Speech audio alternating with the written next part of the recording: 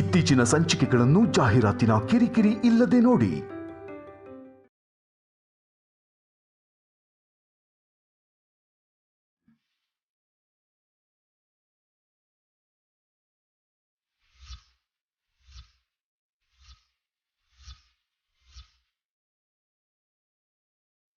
Doctor,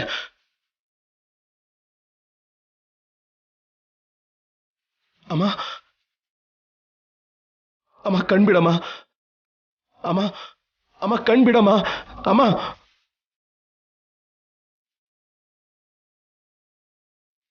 Damayanti, ಅತ್ತೆ, doctor, ಅತ್ತೆ, ಕಣ್ಬಿಡಿ ಅತ್ತೆ, ಪ್ಲೀಸ್ ಅತ್ತೆ. ಅತ್ತೆ, ದಮಯಂತಿ. ಡಾಕ್ಟರ್, ಕೂಲ್ ಬೇಗ ನೋಡಿ. ಭಯ ಪಡ್ಬೇಡಿ. ನಮ್ಮಮ್ಮ ಕೆಳಗ್ ಬಿದ್ರು, ಮಾತಾಡ್ತಾನೆ ಇಲ್ಲ, ತಲೆಗೆ ಏಟ್ ಬಿದ್ದಿರೋ ಹಾಗಿದೆ. ಸರಿ, ನಾನು ನೋಡ್ತೀನಿ, ನೀವೆಲ್ಲ ಇಲ್ಲೇ ಇರಿ. ಬೇಗ ಮೂವ್ ಫಾಸ್ಟ್.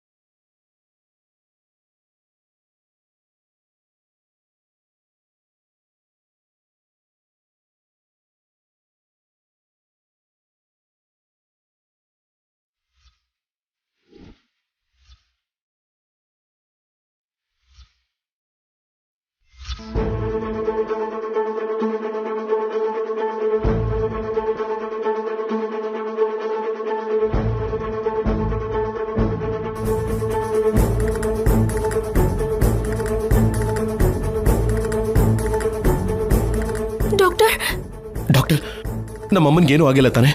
ನಿಜ ಹೇಳಬೇಕು ಅಂದ್ರೆ ದೊಡ್ಡ ಅಪಾಯನೇ ತಪ್ಪಿದೆ.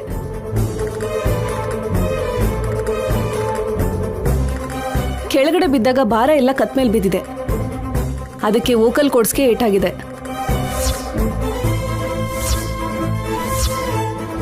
ಸ್ವಲ್ಪ ದಿನ ತಿನ್ನೋದ್ರಿಂದ ಹಿಡಿದು ಮಾತಾಡೋವರೆಗೂ ಸ್ವಲ್ಪ ಹುಷಾರಾಗಿ ನೋಡ್ಕೋಬೇಕು. ಕತ್ಗೆ ನೆಕ್ ಬ್ಯಾಂಡ್ ಹಾಕಿದ್ದೀನಿ. ಒಂದ್ 3 ದಿನದವರೆಗೂ ಮಾತಾಡದೇ ಇದ್ರೆ ಒಳ್ಳೇದು. ಆಮೇಲೆ ಕೂಡ ಜೋರಾಗಿ ಕಿರ್ಚೋದೆಲ್ಲ ಮಾಡಬಾರ್ದು. ಹಾಗೆ ಮಾಡಿದ್ರೆ ಪೂರ್ತಿಯಾಗಿ ಮಾತಾಡಕ್ಕಾಗದೇ ಇರೋ ಅಪಾಯ ಇದೆ.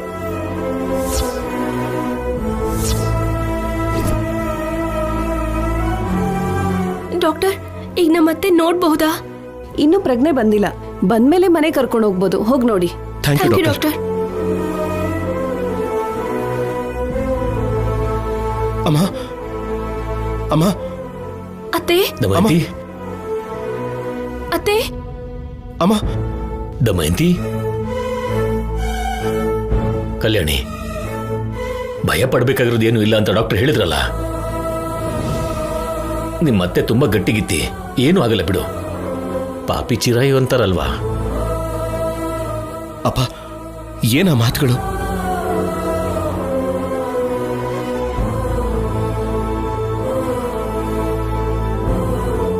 ಆಫೀಸರ್, ಅತ್ತೆಗೆ ಪ್ರಜ್ಞೆ ಬಂದಿದೆ.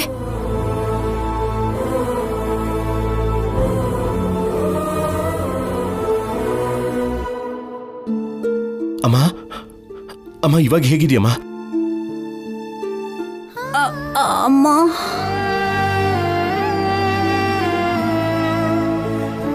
ಹುಷಾರು ದಮಯಂತಿ. ಈಗಷ್ಟೇ ಡಾಕ್ಟರ್ ಹೇಳೋದ್ರು ದೊಡ್ಡ ಅಪಾಯ ತಪ್ತು ಅಂತ. 3 ದಿನಗಳವರೆಗೆ ಸ್ವಲ್ಪನೂ ಮಾತಾಡಬಾರ್ದಂತೆ. ಅದಾದ್ಮೇಲೆ ಕೂಡ ಜೋರಾಗಿ ಕಿರ್ಚಬಾರ್ದಂತೆ. ಹಾಗೇನಾದ್ರೂ ಕಿರ್ಚಿದ್ರೆ ಪೂರ್ತಿಯಾಗಿ ಮೂಗಿಯಾಗಿ ಹೋಗ್ತೀಯಂತೆ. ಇನ್ನಿಷ್ಟ ದಮಯಂತಿ. ಹೌದಮ್ಮ, ನಿಜವಾಗ್ಲು ನಿನಗೆ ಓಕೆ ಅಂತಂದ್ರೆ ನಾವು ಮನೆಗೆ ಹೋಗೋಣ, ಇಲ್ಲ ಅಂದ್ರೆ ಇಲ್ಲೇ ಇರೋಣ. ಅಪ್ಪ, ನೀವು ಹೋಗಿ ಬಿಲ್ ಪೇ ಮಾಡಿ. ನಾನು ಅಮ್ಮನ ಕರ್ಕೊಂಡು ಕಾರಲ್ಲಿ ವೇಟ್ ಮಾಡ್ತಿರ್ತೀನಿ. ಸರಿ ಅಮ್ಮ, ನಿಧಾನವಾಗಿದ್ದೇಳು. ಎದ್ದೇಳಿ ಅತ್ತೆ.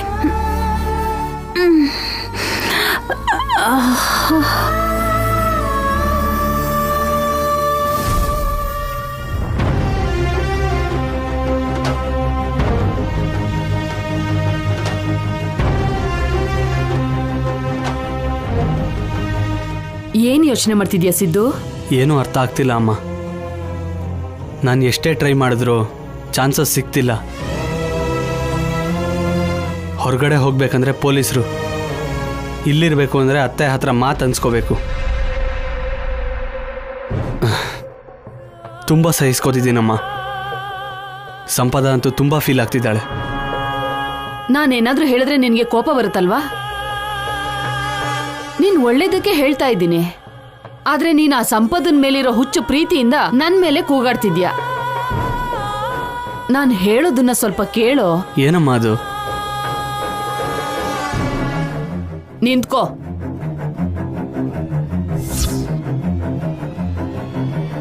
ನಾನ್ ನನ್ನ ಮಗನ್ ಜೊತೆ ಒಂಟಿಯಾಗಿ ಮಾತಾಡ್ಬೇಕು. ನೀನ್ ಸ್ವಲ್ಪ ಒಳಗಡೆ ಹೋಗು.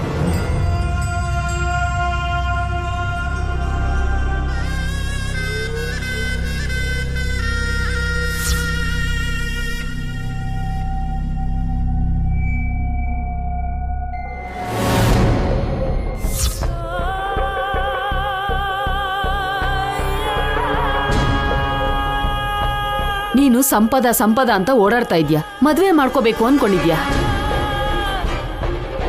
ಅವಳ ಹತ್ರ ಏನಿದೆ? ಒಂದ್ ವೇಳೆ ಹೊರಗಡೆಯವರು ನಿನಗೆ ದುಡ್ಡು ಕೊಡದೆ ಹೋದ್ರೆ ಅವಳೇನಾದ್ರೂ ಸಿನಿಮಾ ತೆಗಿ ಅಂತ ದುಡ್ಡು ಕೊಡ್ತಾಳಾ? ಅವಳ ಹತ್ರನೇ ಬಿಡ್ಗಾಸ್ ಕೂಡ ಇಲ್ಲ. ಇದೆಲ್ಲ ಬೇಡ ಬಿಡು, ಸ್ಟ್ರೈಟ್ ಆಗಿ ಪಾಯಿಂಟಿಗೆ ಬಾ ಅಮ್ಮ. ನಿಮ್ ಮಾವಯ್ಯ ತುಂಬಾ ಒಳ್ಳೆಯವರು, ನಿಮ್ಮತ್ತೆ ಗಯ್ಯಾಳಿನೇ, ಇಲ್ಲ ಅನ್ನಲ್ಲ. ಆದ್ರೆ ಅವ್ರ ಮಗಳಿಗೆ ಲೋಕ ಜ್ಞಾನನೇ ಗೊತ್ತಿಲ್ಲ. ನೀನೇನಾದ್ರೂ ಅವಳನ್ನ ಮದ್ವೆ ಮಾಡ್ಕೊಂಡೆ ಅನ್ಕೋ, ನೀನ್ ಹಣೆ ಬರಹನೆ ಬದಲಾಗ್ಬಿಡತ್ತೆ.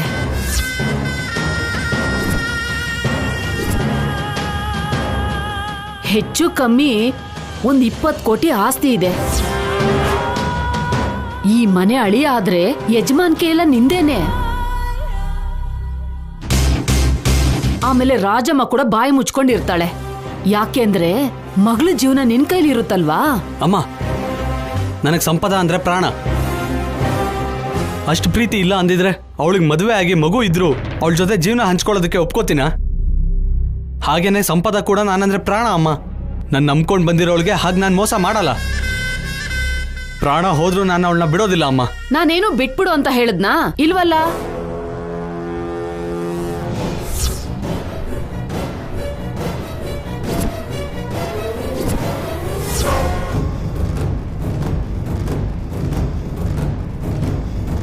ಮಹಾಲಕ್ಷ್ಮಿನ ಮದುವೆ ಆಗೋದು ಅಂದ್ರೆ ಸಂಪದನ ಬಿಟ್ಟ ಹಾಗೆ ಅಲ್ವೇನಮ್ಮ?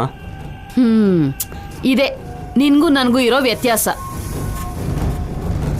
ನಾನು ಹೇಳೋದನ್ನ ಗಮನ ಇಟ್ಟು ಕೇಳಿಸ್ಕೊ. ಸಂಪದನ ಸಿನಿಮಾದಲ್ಲಿ ಟ್ರೈ ಮಾಡೋಕ್ ಹೇಳು. ನಾನ್ ಮಹಾಲಕ್ಷ್ಮಿನ ಮದ್ವೆ ಮಾಡ್ಕೋತೀನಿ, ಆಸ್ತಿ ಎಲ್ಲ ನಮ್ ಕೈಗೆ ಬರುತ್ತೆ, ಆಮೇಲೆ ನಾವು ಮದ್ವೆ ಮಾಡ್ಕೊಂಡು ಸಂತೋಷವಾಗಿರೋಣ ಅಂತ ಹೇಳು. ಅವಳು ಇದಕ್ಕೆ ಒಪ್ಕೋತಾಳ? ಇಲ್ಲಮ್ಮ, ಇದು ಆಗದೆ ಇರೋ ಕೆಲಸ. ನಾವು ಹೇಳೋ ರೀತಿ, ನಾವು ಹೇಳೋ ಪ್ರಕಾರ ನೋಡಿ ಹೊರಗಡೆಯವರು ನಂಬ್ತಾರೆ ಕಣೋ. ನಿನ್ ಮೇಲ್ ಸಂಪದಾಗ ನಂಬಿಕೆ ಇದ್ರೆ ಅವಳು ನಂಬ್ತಾಳೆ. ಸಂಪದಾಗೆ ನೀನ್ ಏನ್ ಹೇಳಿದ್ರು ನಂಬ್ಲಿಲ್ಲ ಅಂದ್ರೆ ಅವಳಿಗೆ ನಿನ್ ಮೇಲೆ ನಂಬಿಕೆ ಇಲ್ಲ ಅಂತ.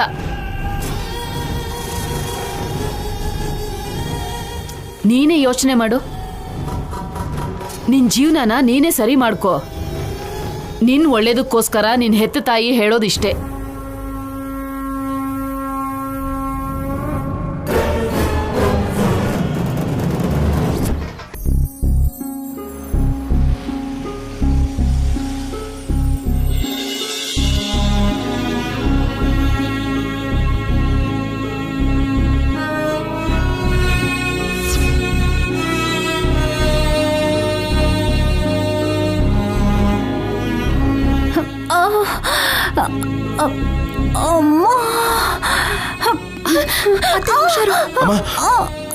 ಯಾಕೆ ಹಾಗಾಡ್ತಾ ಇದೆಯಾ?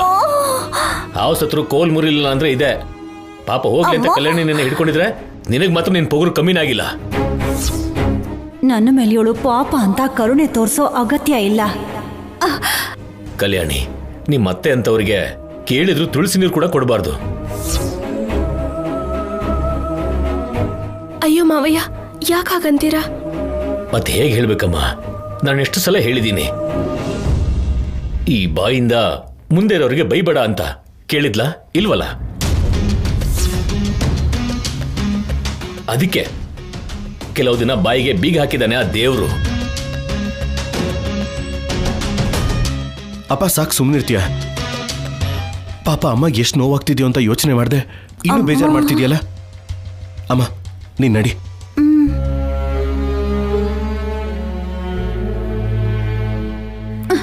ಅಯ್ಯೋ,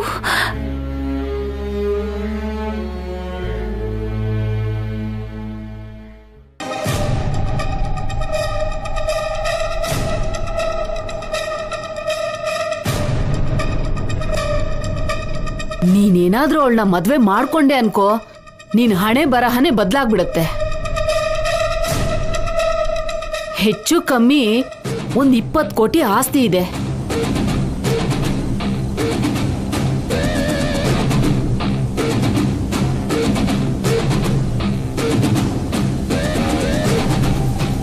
ಏನ್ ಯೋಚನೆ ಮಾಡ್ತಿದ್ಯಾ ಸಿದ್ದು?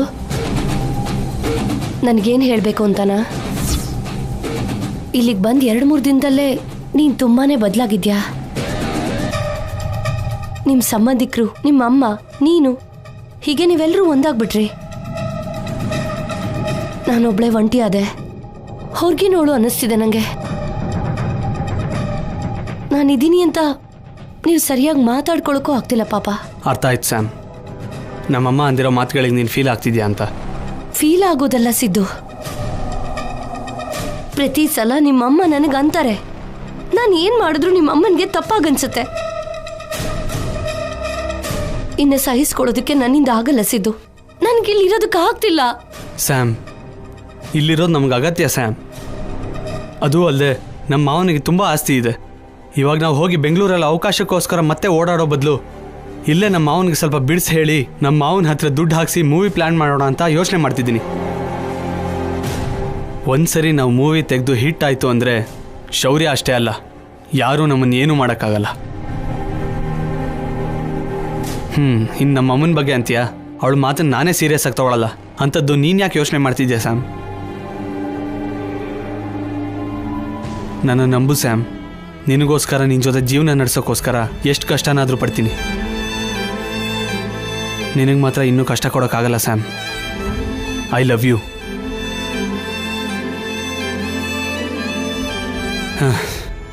ಇವಾಗೇನು ನಮ್ಮ ಅಮ್ಮನ ಹತ್ರ ಸಾರಿ ಕೇಳಿಸ್ಲಾ?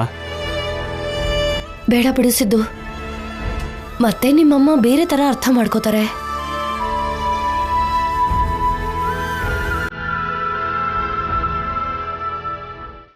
ಅಮ್ಮ ಈ ಟ್ಯಾಬ್ಲೆಟ್ ತಗೋ. ಅತ್ತೆ,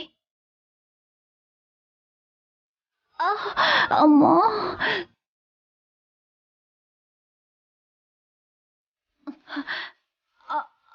ಅಮ್ಮ,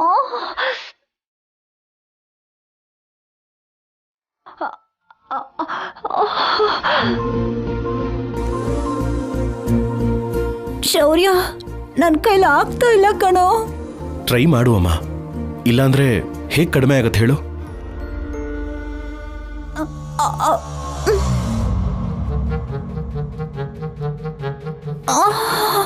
ಅಮ್ಮ, ನೀನು ರೆಸ್ಟ್ ತಗೋ ಅಮ್ಮ, ತುಂಬ ಸ್ಟ್ರೈನ್ ಮಾಡ್ಕೋಬೇಡ.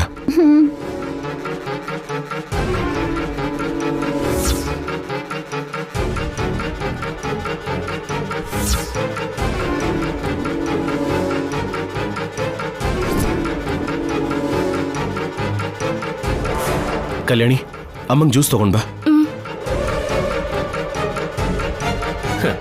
ನಿಜವಾಗ್ಲೂ ದೇವ್ರು ನಿಂಗೆ ತುಂಬಾ ದೊಡ್ಡ ಶಿಕ್ಷಣೆ ಕೊಟ್ಟಿದ್ದಾನೆ ದಮಯಂತಿ. ನಿನ್ನ ಆಯುಧಾನೆ ನಿನ್ ಬಾಯಿ, ಅದನ್ನೇ ಕಟ್ಟಾಕ್ಬಿಟ್ಟಿದ್ದಾನೆ. ಇನ್ ಮನೆ ಪೂರ್ತಿ ಶಾಂತವಾಗಿರುತ್ತೆ. ಎಲ್ಲ ಶಿವನ್ ಲೀಲೆ. ಶಿವನ್ ಲೀಲೆ ಅಲ್ಲ, ಆ ಕಲ್ಯಾಣಿ ನೀವು ಮಾಡಿರೋ ಮಾಯೆ. ನೀವು ಅವಳ ಜೊತೆ ಸೇರ್ಕೊಂಡು ನನಗೆ ಮೋಸ ಮಾಡಿದ್ರಿ, ನನ್ನನ್ನು ದಡ್ಡಿ ಮಾಡಿ ಪ್ರಸ್ತ ನಡೆಯೋ ಹಾಗೆ ಮಾಡಿಬಿಟ್ರಿ. ಆದರೂ ನನಗೆಲ್ಲೋ ಅನುಮಾನ ಬರ್ತಿದೆ, ಅಷ್ಟಕ್ಕೂ ಇವರಿಬ್ರು ಮಧ್ಯೆ ಪ್ರಸ್ತ ನಡೀತಾ ಇಲ್ವಾ ಅಂತ.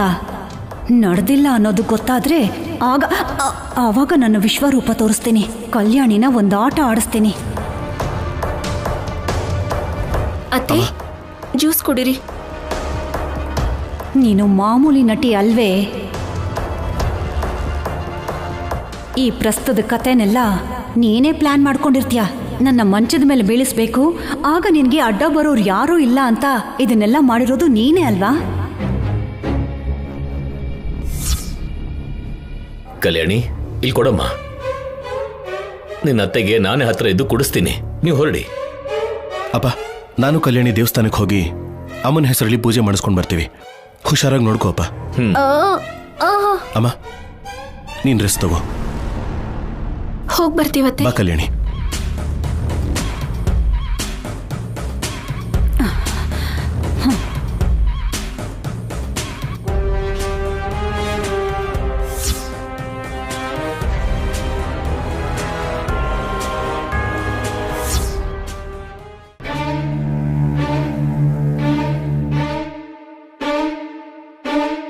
ಪಾಪ ದಮಯಂತಿ ಅತ್ಗೆ ಪ್ರಸ್ತ ನಿಲ್ಸ್ಬೇಕು ಅಂತ ಕಿರಿಸ್ತಾ ಕಾಲ್ ಜಾರಿ ನೆಲಕ್ ಬಿದ್ದು ಅಪ್ಪಚ್ಚಿ ಹಾಗೆ ಅಂಟ್ಕೊಂಡ್ಬಿಟ್ರು. ಇವಾಗ ಹೇಗಿದಾರೋ ಏನೋ. ಪ್ರಸ್ತ ನಡೆದಿರೋ ವಿಷಯ ಸಿದ್ದುಗ್ ಹೇಳೋಣ ಅನ್ಕೊಂಡ್ರೆ ಅವ್ನ ನಂಬರೇ ಇಲ್ಲ. ಸರಿ, ಅಮ್ಮಂಗಾದ್ರೂ ಈ ವಿಷಯ ಹೇಳಿದ್ರೆ ಸಿದ್ದು ಗೊತ್ತಾಗೋ ಹಾಗೆ ಮಾಡ್ತಾಳೆ. ಹಾಗೇನೆ ಸಿದ್ದು ಹೇಗಿದ್ದಾನೋ ಅಂತ ಕೂಡ ತಿಳ್ಕೊಬೋದು.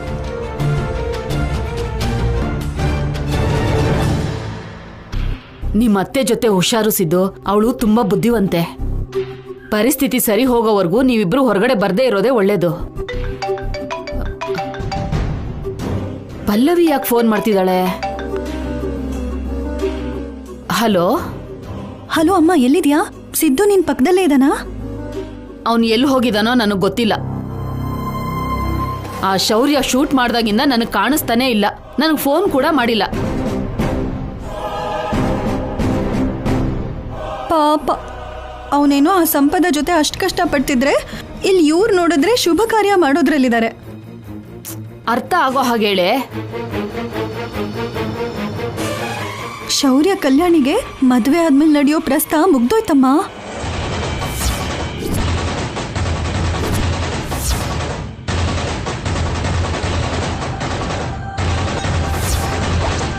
ಏನು? ಶೌರ್ಯ ಕಲ್ಯಾಣಿ ಪ್ರಸ್ತ ನಡೀತಾ?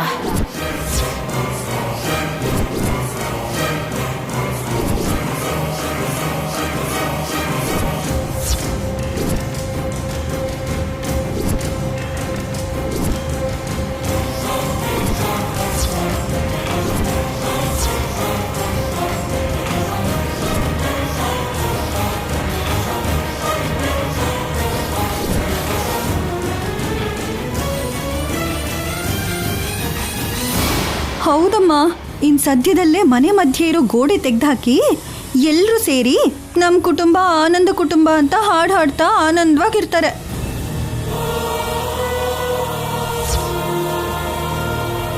ಇಲ್ಲಿ ನಾನು ಅಲ್ಲಿ ನೀನು ಮಾತ್ರ ಕಷ್ಟ ಪಡ್ತಾನೇ ಇರಬೇಕು. ಹಾಗಾಗೋದಕ್ಕೆ ಹೇಗ್ ಬಿಡ್ತೀನಿ?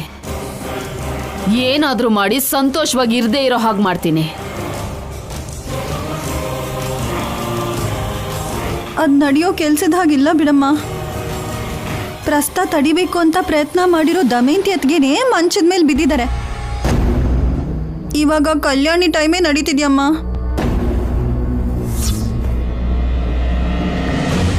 ಸರಿ ಬಿಡು, ಸಿದ್ದು ಫೋನ್ ಮಾಡಿದ್ರೆ ನಂಗೊಂದ್ಸರಿ ಫೋನ್ ಮಾಡ್ಸಮ್ಮ. ಸರಿ, ಕೇಳಿಸ್ಕೊಂಡ ಸಿದ್ದು? ಅವರೆಲ್ಲರೂ ಚೆನ್ನಾಗೇ ಇದ್ದಾರೆ. ನಾವೇ ಇಲ್ಲಿ ಬಂದು ಹೀಗಿರೋದು.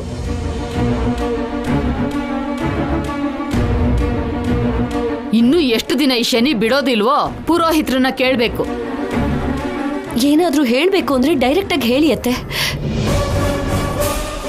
ಈ ತರ ಚುಚ್ಚು ಹೇಳ್ಬೇಡಿ ಅಂತೀನಿ. ನನ್ಗೇನಾದ್ರೂ ಭಯನಾ? ನಿನ್ನ ಪ್ರೀತಿ ಮಾಡಿದಕ್ಕೆ ನನ್ನ ಮಗನ್ಗಿಂತ ಕಷ್ಟ.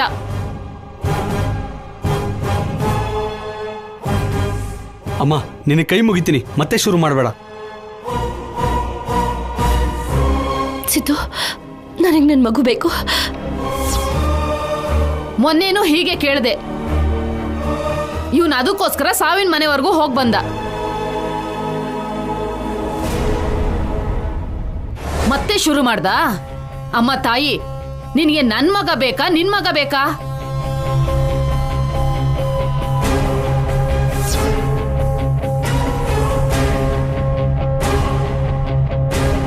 ಸ್ಯಾಮ್, ಅಮ್ಮ ಪ್ಲೀಸ್, ಇದು ನನ್ನ ಲೈಫ್ ಮ್ಯಾಟ್ರು. ನೀನು ಇದ್ರಲ್ಲಿ ತಲೆ ಹಾಕಿ ಸ್ಪಾಯಿಲ್ ಮಾಡಬೇಡ.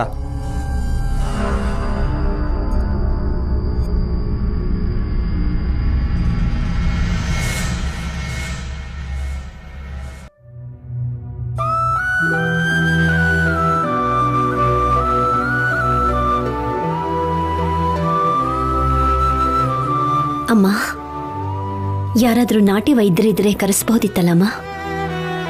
ಯಾಕೆ? ಪಾಪ ದಮಯಂತಿ ಕೆಳಗಡೆ ಬಿದ್ದು ಗಂಟ್ಲಿಗೆ ಏಟಾಗಿ ಮಾತಾಡೋಕ್ಕೂ ಆಗ್ತಾ ಇಲ್ವಲ್ಲ.